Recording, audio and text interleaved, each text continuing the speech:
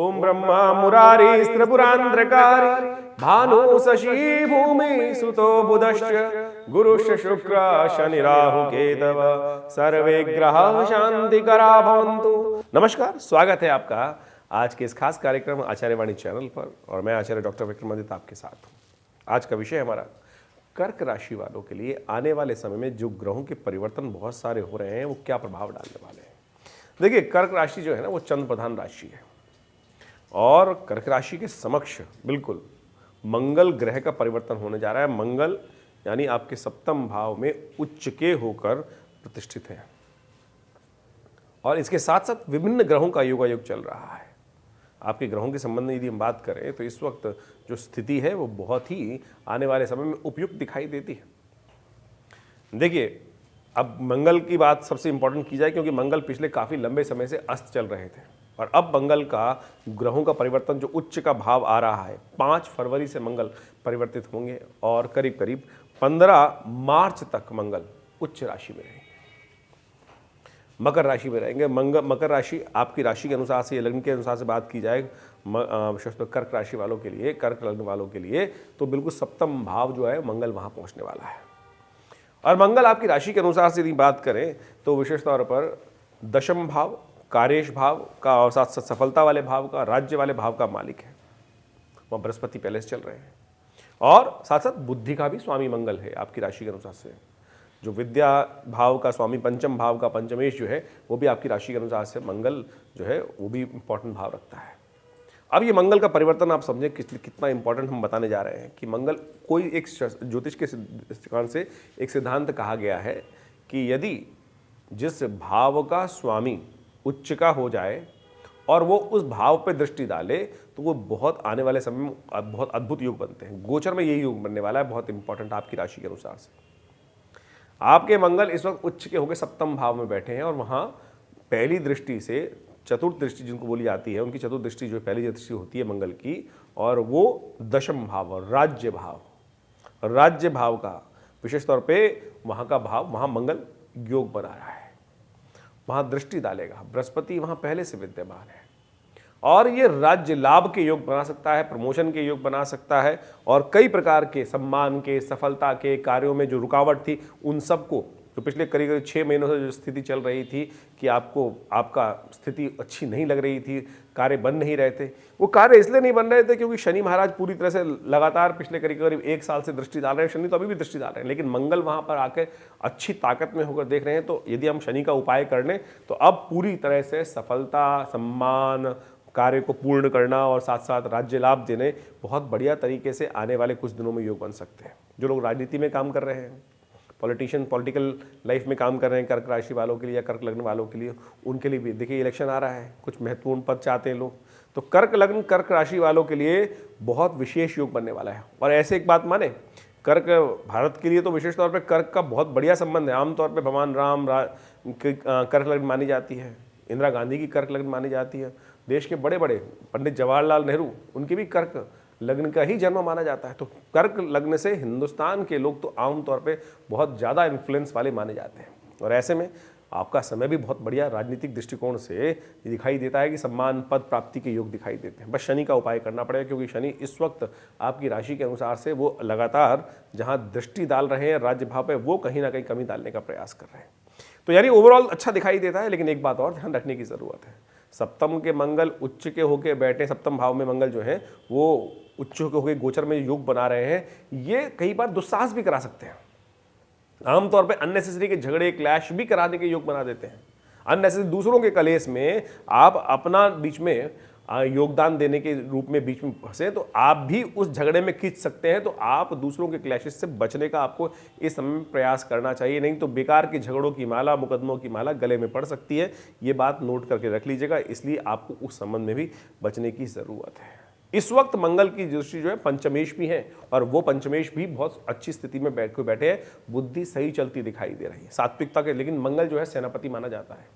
सेनापति हमारी भारतीय संस्कृति में इसलिए कहा जाता है क्योंकि सेनापति सबसे आगे, मंगल डोमिनेंट व्यक्ति जो होता है वो सबसे आगे चलना चाहता है सेनापति बनकर। मरूंगा तो पहले मैं मरूंगा, सद्गुणों से इस प्रकार से, यानी आज की तरह कमांडेंट इन चीफ नहीं है तो जो पीछे बैठकर सब शुक्र नीति का काम करते हैं। तो यहाँ पर एक और अच्छी बात होने जा रही है, मंगल के साथ साथ इस वक्त त्रिग्रही योग बन जाएगा जब तक मंगल यहाँ रहेंगे। बुध भी हैं, आ जाएंगे सप्तम भाव में, और साथ साथ शुक्र भी सप्तम में योग बना लेंगे।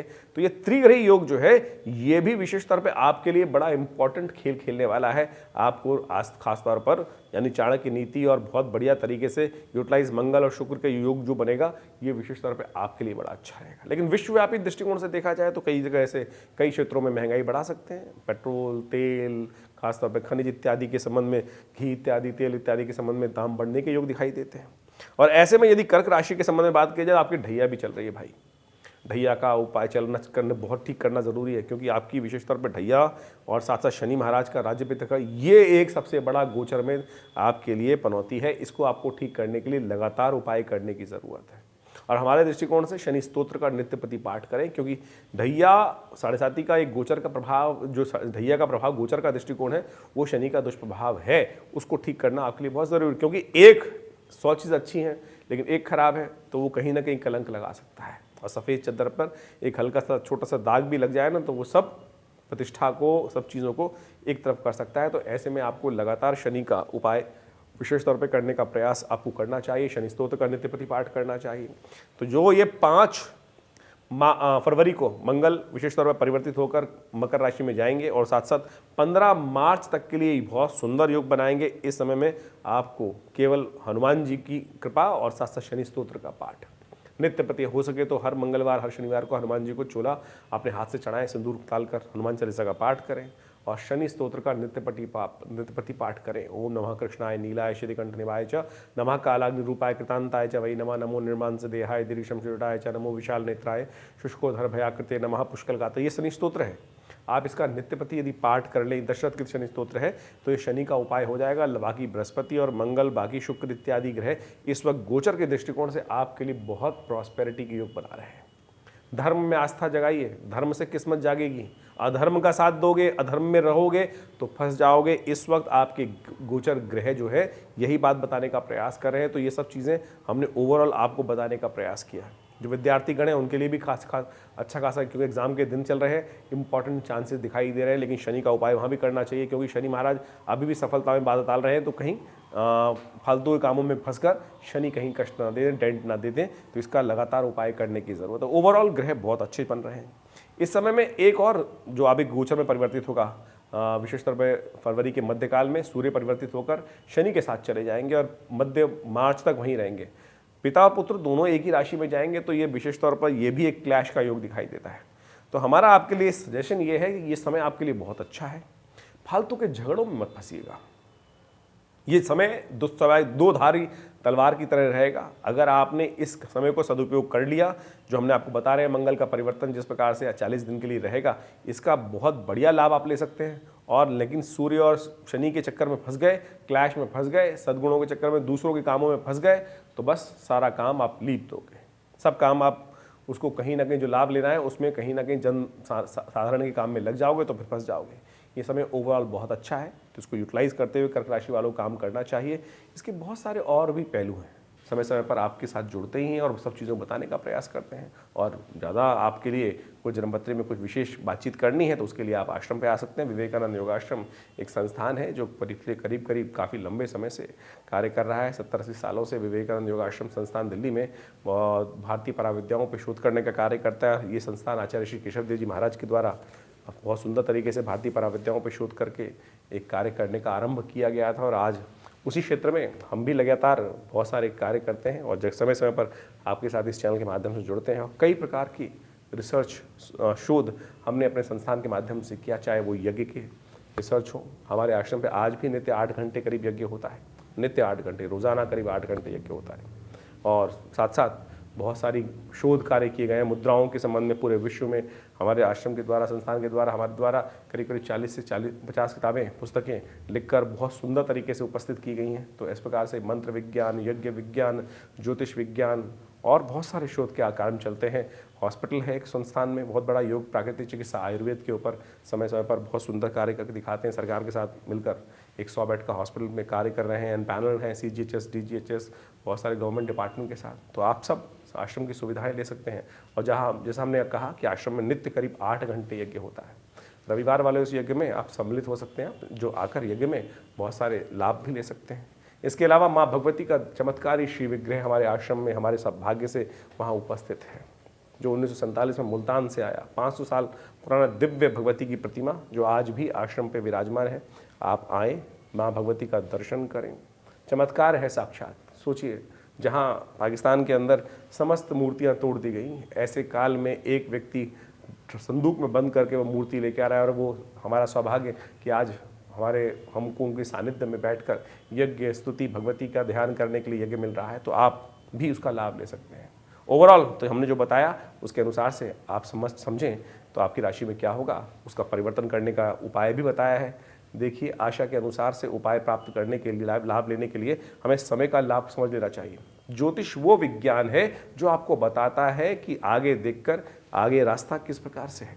आपने गूगल मैप तो देखा ही हो ना, गूगल आजकल यूज़ करते हैं आप लोग, आगे चल रहे हैं, कहाँ जाम है, कहाँ कुछ है, कहाँ कैसा है, और उसको हमें उपयोग करने का प्रयास करना चाहिए। ज्योतिष ऐसा ही विज्ञान है जो भारतीय ऋषि मुनियों की अद्भुत खोज है। आने वाले दूरदृष्टि से आने वाले समय को देखकर, ग्रह गणना को देखकर हम जान सकते हैं कि आने वाला समय कहाँ लाल बत्ती है, कहाँ हरी बत्ती है, कहाँ येलो लाइट जल रही है। तो इन सब चीज़ों को समझकर यदि हम आगे काम करेंगे तो वो हमारे भाग्योदय के लिए बहुत बढ़िया रहेगा। और अच्छे समय जब आए ना, उनको खोने का प्रयास नहीं करना चाहिए। तो आपकी राशि के अनुसार जैसा समय हमने आपको बताया, उपाय भी बताए, आशा करते हैं आप इसको समझकर अपने जीवन में उतारने का प्रयास करेंगे। और कोई खास दिक्कत है, ज़रूरत है, तो आप आश्रम पे अवश्य पधारें। नंबर्स हमारे स्क्रीन पर चल ही रहे हैं। और रविवार वाला कार्यक्रम तो बहुत खास होता है, कोई भी आ सकता है, सबके लिए सामूहिक प्रोग्राम होता है, विशाल भंडारा होता है, यज्ञ होता है, रामायण का सुंदर स्वाध्याय का पाठ किया जाता है। तो आप भी आइए, जुड़िए विवेकानंद योगाश्रम से। हम स्वागत करते हैं आपका। धन्यवाद, नमस्कार।